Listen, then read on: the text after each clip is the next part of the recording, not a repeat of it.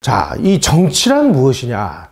이 정치라는 것은 사람과 사람 간에 일상적으로 벌어지는 이해관계의 충돌을 조정하는 역할이다. 이렇게 얘기합니다. 우리가 흔히 뭐 공화국, 뭐 공화제, 공화 이렇게 얘기하는데 공화라는 거는 뭐냐? 이거 뭐 이론적으로 얘기하면 복잡합니다만은 단순하게 얘기하면 이렇습니다. 나하고 비슷한 생각을 가진 사람들끼리 같이 친해지고 같이 사는 거는 뭐 아무 문제가 없는 거예요. 그런데 공화라는 거는 나하고 생각이 다르더라도 생각이 다른 사람의 의견을 존중해 가면서 같이 사는 그 지혜를 발휘하는 것이 공화라는 것이에요. 정치라는 건 뭐냐? 사람과 사람은 서로 생각하는 바가 다르기 때문에 이해관계가 생기기 마련입니다. 그런 일상적으로 저는 이해관계가 충돌되는 것을 어떻게 조정을 해가지고 충돌 없이 같이 더불어 살아가느냐를 모색하는 그런 것이 정치다. 요즘에 우리 지금 그 한국의 정치판을 보시면 지금 저 선거를 앞두고 좀 뭐 더불어민주당이라든지 뭐 조국당이라든지 이런 사람들이 주장하는 거하고 또 그 뭐 국민의힘이나 이런 쪽을 지지하는 사람들하고의 이 주장과 생각을 놓고 보면 야, 이 사람들이 이게 하나의 공동체를 이뤄가지고 살 수 있을까 의문이 될 정도로 지금 한국 사회는 이 소위 말하는 진영이 완전히 무슨 홍해가 막 갈라지듯이 지금 갈라져 있습니다. 이거는 잘못됐다는 거예요. 그런데 이런 지금 민주사회에서 이렇게 그 진영으로 갈려가지고 서로 막 적대하는 이런 현상은 우리나라만 지금 일어나는 현상이 아니고요. 미국을 보시면 미국은 우리보다 훨씬 더 심합니다. 이분들은 이 총기 소지가 자유화되고 있는 나라이기 때문에 우리는 말로 싸우죠. 우리는. 근데 이 사람들은 열받으면 총으로 싸우는 거예요. 그래서 더 심각하죠. 그래서 이 갈등과 이 충돌을 어떻게든지 조화롭게 이게 대화로 풀어야 되는데 이 대화가 이제 이루어지지 않으면 그 다음에는 이제 말로 하다 안 되면 뭐가 나가요? 주먹이 나가죠. 주먹으로 안 되면 뭐예요? 총을 뽑죠. 총 가지고 안 되면 대포와 전차가 나오죠. 그럼 전쟁이죠 뭐. 이런 이해 갈등을 조정을 해서 최적의 타협을 이끌어내는 것이 이해 갈등 조정의 정치인데 한국에서는 이게 이해 갈등 정도가 아니고요. 지금 이념과 체제를 놓고 지금 뭐 사느냐 죽느냐 이런 그 게임을 벌이는 아주 살벌한 이 전투장이 돼버렸다는 거예요. 그래서 이런 걸 보면은 김일영 교수는 정말 젊은 나이에 대단히 이 현실주의적인 이런 그 가치관을 가진 분이구나. 저는 그래서 이 김일영 교수를 저도 굉장히 좋아합니다. 저는 아주 천하가 다하는 현실주의자인데 이 세상을 이상도 좋고 이념도 좋지만 현실의 눈으로 보면 아니 지금 윤석열 대통령 비판하는 분들 굉장히 많습니다. 그런데 윤석열 대통령이 무슨 용 빼는 재주가 있습니까? 이 사람이 잘 되도록 우리가 밀어주고 도와주고 지지해주고 그래야 이 사람이 그 국민의 지지와 성원을 등에 업고 개혁도 할 수 있고 그런 거 아니겠어요? 근데 지금 우리는 윤석열 대통령을 일 좀 해봐 그리고 나무에다가 올려놓고 마음에 안 든다고 막 흔들어가지고 윤석열 대통령을 막 떨어뜨리려고 하고 있잖아요. 그래서 이 리더십을 전문으로 하는 교수들 얘기는 어느 사회가 뭔가 성과를 내려면 리더십도 무지무지하게 중요하다. 그런데 그 리더십을 뒷받침하는 팔로워십도 정말로 중요하다. 그래서 이 사회 성공의 요인을 리더십이 3이라면 팔로워십이 7 내지 8이 돼야 이 사회가 성공적인 어떤 성과를 이뤄낼 수 있다라고 얘기를 합니다. 한국 입장에서는 무슨 팔로워십이 7 내지 8은 고사하고 지금 2 내지 3 정도밖에 안 되는 거 아니에요? 이런 상황에서 윤석열 대통령이 아무리 용 빼는 재주가 있다고 해도 무슨 힘을 가지고 무슨 개혁을 어떻게 하겠습니까? 의사 정원 늘리는 문제 하나 가지고 저렇게 지금 수렁에서 지금 헤어나지를 못하고 있는 이런 모습을 보면 우리가 지도자를 정말 제대로 된 지도자를 뽑는 것도 중요하지만 그 지도자가 성과를 내도록 국민들이 밀어주는 팔로워십이 거기에 플러스가 돼야만 좋은 성과를 낼 수 있다. 이런 면에서 우리 국민들이 정말 좀 정신을 차려야 될 것 같습니다. 아마 이승만 박사가 1945년 10월 달에 그냥 뭐 가방 하나 덜렁 들고 혈혈단신으로 한국을 했을 때 상황이 아마 그랬을 것 같아요. 한반도에서는 뭐 좌익 세력, 우익 세력, 거기 중간파 세력에 뭐 그 다음에 남한, 북한 뭐 찢어져 있고 뭐 이 난리가 벌어진 와중에 이해 갈등 정도가 아니고 이념과 체제를 어떻게 하느냐를 가지고 그야말로 정말 목숨이 왔다 갔다 하는 이런 상황이 만들어져 있었는데 이것을 무슨 뭐 낭만적으로 보고 뭐 타협을 해서 뭐가 된다?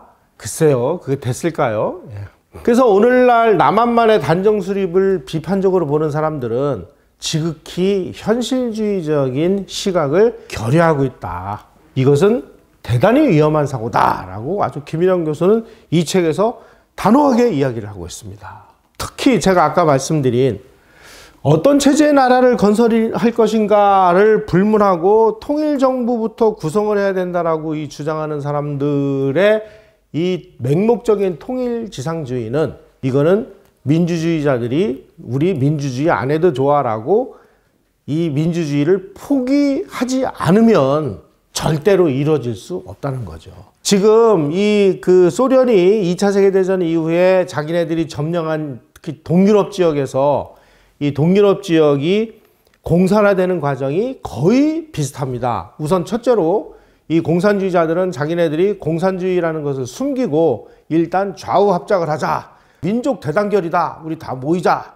다 모여요. 그래가지고 공산주의자들도 모이고 뭐 중도파도 모이고 뭐 우파들도 모이고 뭐 아나키스트도 모이고 다 모입니다. 민족주의자도 모이고. 그래서 뭐 이상한 정당을 하나 만들어요. 그런 다음에 여기에서 업무술수를 발휘해가지고 공산당이 아닌 사람들을 하나씩 차례로 제거를 합니다.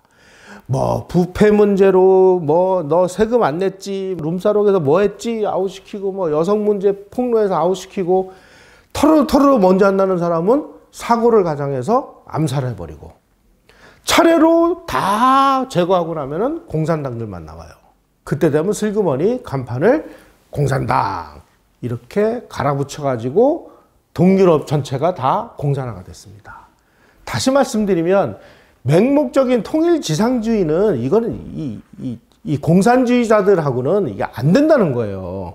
이런 냉전이 폭발한 당시의 국내적 조건에서 김구라든지 뭐 김규식이라든지 이런 사람이 주장하는 대로 통일국가 수립이 가능했느냐? 가능하지 않았다는 거예요. 그래서 이승만 박사는 남한부터 빨리 정부를 만들어 놓고 야 지금 북한에 북조선의 임시인민위원회가 만들어졌는데 저거는 명목 실질적인 정부야. 자기네들이 임시인민위원회 해놓고 자기네들이 고유은행을 별도로 만들어서 고유화폐를 발행을 해요. 아니 고유화폐를 발행하면 그게 자기네들 국가지 뭐예요? 이런 상황에서 이 낭만주의자들이 맹목적으로 통일을 해야 된다는 것은 이것은 다른 생각을 가진 거다. 이승만 박사 같은 경우는 빨리 남한부터 이 정부를 세운 다음에 2단계로 남한을 토대로 해서 북한 지역을 우리가 수복을 해서 통일정부를 구성한다. 그래서 이승만 박사가 1950년 6월 25일 날 인민군이 남침을 했을 때 11시 반에 이제 무초 주한미국 대사를 경무대로 이제 호출합니다. 그 1시간 동안 지금 이 인민군이 남침을 했는데 나는 어떤 그 기준에서 이 전쟁을 치를 것인가를 고민한 다음에 그 1시간 안에 정한 원칙이 있습니다. 그 원칙 중에 가장 중요한 게 뭐냐면 무초 대사한테 이렇게 얘기를 해요. 지금 미국과 소련이 우리 민족의 생각하고는 아무 관련 없이 당신들이 3파선을 거서 우리가 분단이 됐다. 근데 미국과 소련이 국제법적으로 당신들이 그 근선이니까 우리가 지금까지는 인정을 해왔는데 북한 인민군이 유엔의 이 승인도 받지 못한 이 당신들이 거놓은 이 국제법적으로 이 합법적인 이 3파선을 넘어가지고 남침을 했기 때문에 이 선은 무효가 됐다. 그래서 나는 이 전쟁을 이용해서 미수복 지역인 북한 지역을 수복을 해서 통일 대한민국을 수립하겠다라고 무초 주한미국 대사에게 도와주시오. 이렇게 얘기를 해요.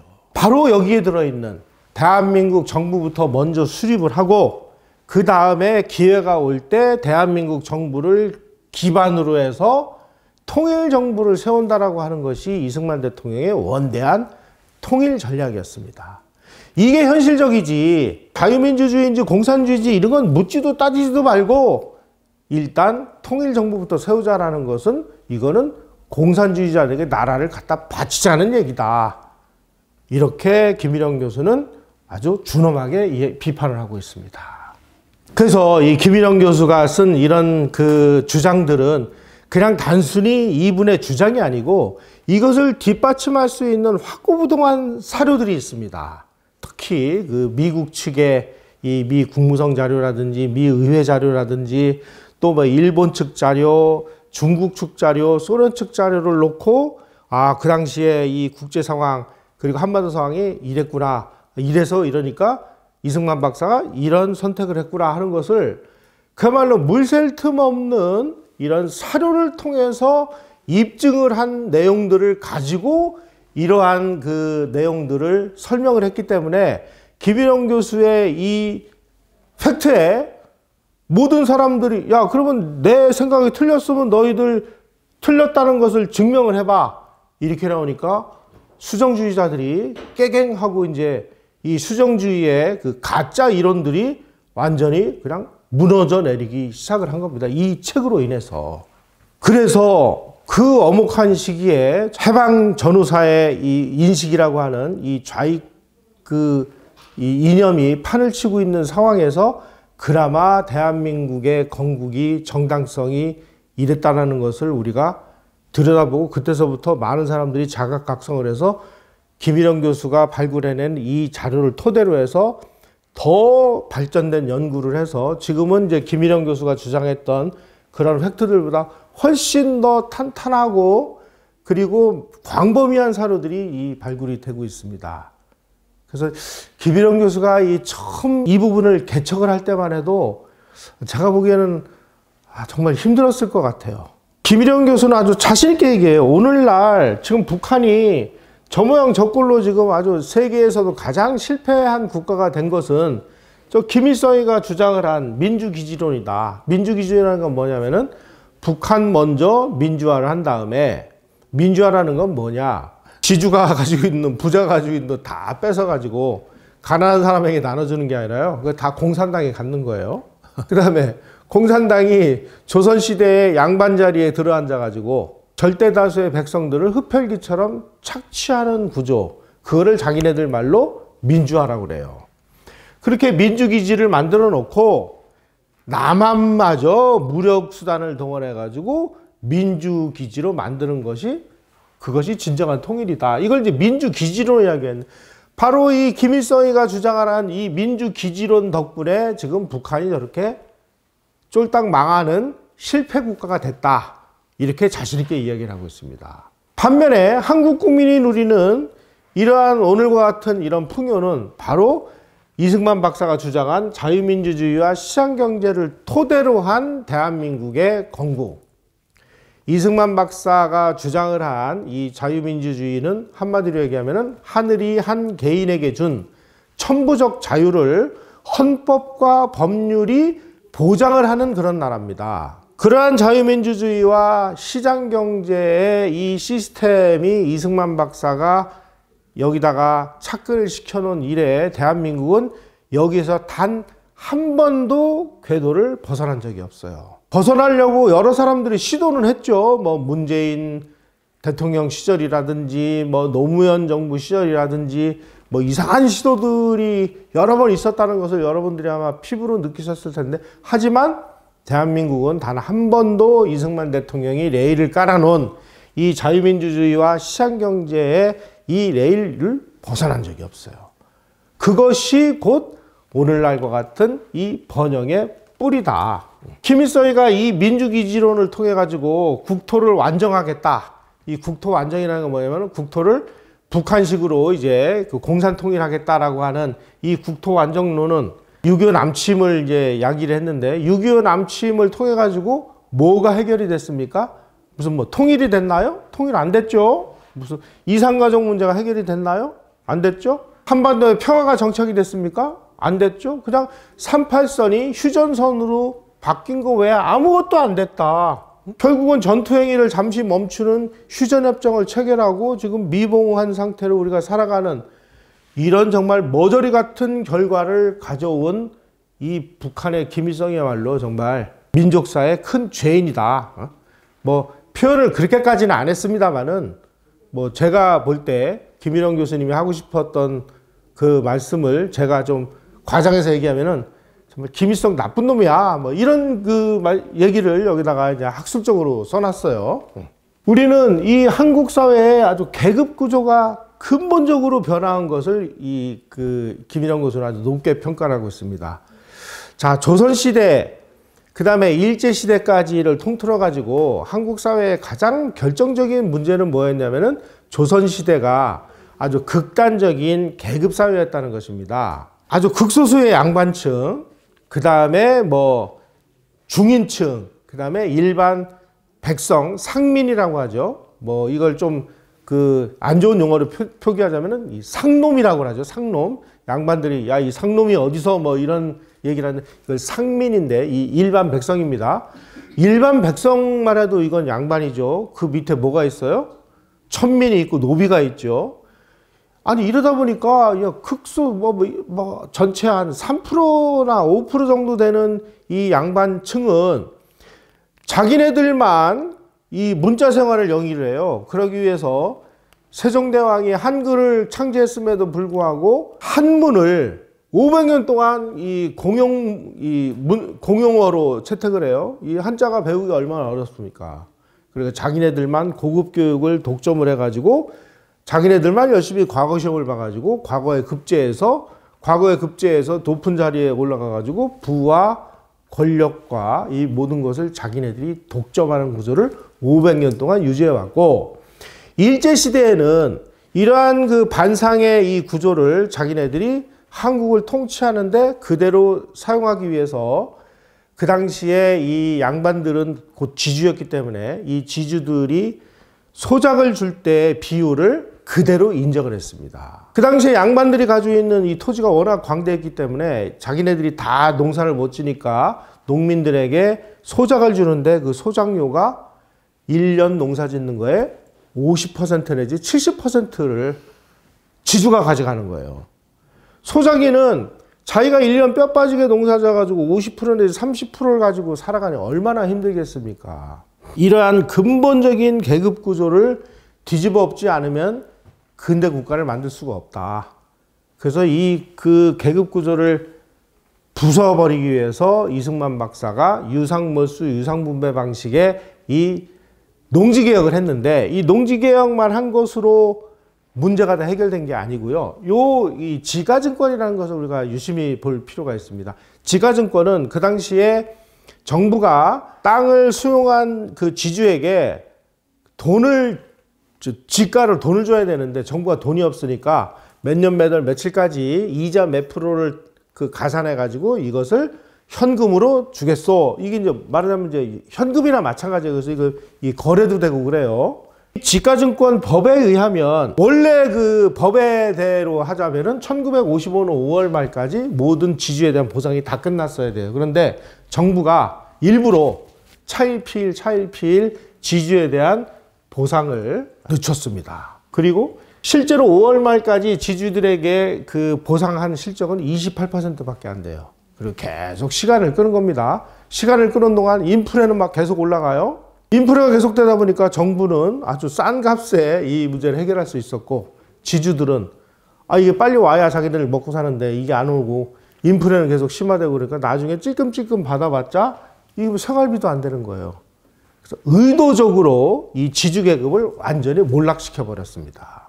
하여간 이 지주계급이 뭐 땅을 뺏긴 것으로도 타격을 받았고, 땅을 뺏긴 다음에 이 지가 보상을 한 것을 빨리 받았으면은 이 산업자본으로라도 이 전환할 수 있는 기회가 있었는데, 이 산업자본으로 전환하는 이 기회마저 정부가 의도적으로 늦춤으로 인해서 한국에서 지주들이 힘을 행사할 수 있는 모든 이 물적 그 그 가능성을 다 붕괴시켜 버렸기 때문에 결과적으로 어떤 일이 돼버렸느냐. 지주계급이 자기네들이 이 뭔가 이 권력을 행사하고 그러려면 돈이 있어야 되잖아요. 근데 이 물적 기반이 다 붕괴가 돼버렸어요. 그래서 지주가 뭔가 이 지주계급으로서 자기네들이 권력을 행사할 수 있는 이 수단이 다 사라져 버렸기 때문에 폭망을 해버린 겁니다. 그 결과 정부는 지주들의 이 눈치를 안 보고 정부가 할 수 있는 모든 개혁을 순조롭게 할 수 있었던 것입니다. 그래서 만약에 지주계급이 막강한 권한을 가지고 있었다면 필리핀이나 이런 나라들은 지주들이 그 큰 권한을 가지고 부를 가지고 감히 정치 뭐 이런 데서 뭐 지주들의 이 이익을 약간 희생시킬 수 있는 이런 정책을 실행하려고 하면은 지주계급이 야, 너 이거 어디다 까불어? 너 막 정치 자금을 누가 주는데 뭐 이래가지고 개혁이 안 되는 거예요, 개혁이. 한국은 지주 세력들이 다 몰락을 해버렸으니까 정부가 그리고 있는 개혁의 청사진에 의해서 대한민국의 새 판을 완전히 짤 수 있었다. 지주들의 정치 세력화를 원천봉쇄함으로써 이승만 대통령이 만들고 싶은 그런 나라, 이것을 이제 발전국가라고 하는데, 이런 발전국가 체제를 성공적으로 만들 수 있었던 것은 이승만 대통령의 농지개혁을 통해서 지주계급을 철저히 부셔버렸기 때문이다. 그 지주계급이 사라진 그 공백을 누가 메웠냐면은 신흥자본가 계급이 메웠어요. 뭐 예를 들면 삼성그룹의 이병철 회장이라든지 뭐 이런 기업가들이 메웠는데, 그 기업가들이 옛날 지주처럼 그런 권한을 가지기는 쉽지 않았습니다. 따라서 한국이 이렇게 발전국가 체제가 돼서 정부가 하고 싶은 개혁을 정부 맘대로 다 실행할 수 있는 이런 아주 파워풀한 권력을 가질 수 있는 나라가 돼서 한국이 급속도로 발전할 수 있었다. 그것이 바로 이 김일영 교수가 이 책에서 주장하고 있는 발전국가 체제의 등장입니다.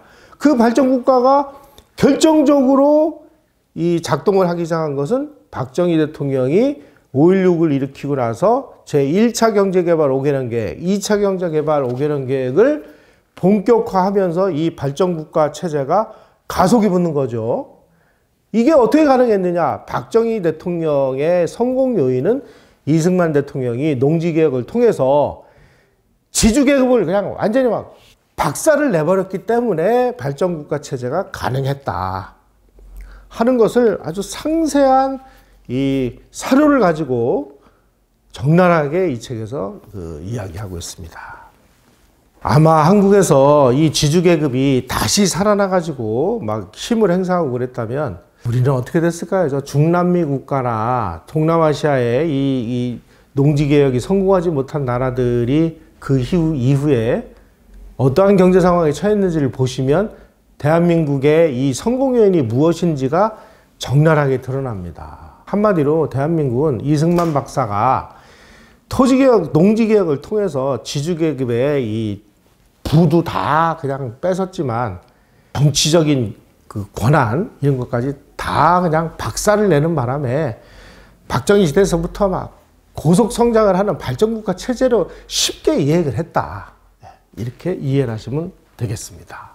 한 가지 좀 아쉬운 것은 우리가 정말 그동안에 막 먹고 살고 뭐 나라를 지키고 막 이런데 정신이 팔려 있느라고 국가는 제대로 뭐 수립은 됐지만 이 국민 형성이 좀 그 미흡했던 부분, 이런 부분들이 아직도 우리에게 큰 과제로 남아 있습니다. 그래서 한 나라가 정상적인 이 민주주의 시스템이 왕성하게 작동을 하려면 여러 가지 조건이 있어야 되는데, 그 중에서도 제일 중요한 것이 1인당 4,000불 내지 7,000불 정도 되는 산업적인 토대가 만들어져 있어야 된다. 이렇게 얘기를 합니다. 옆에서 좀 당장 뭐 밥도 못 먹어가지고 굶어 죽고 있는데 너 빨리 일어나서 투표하러 가. 이게 말이 안 되는 거죠.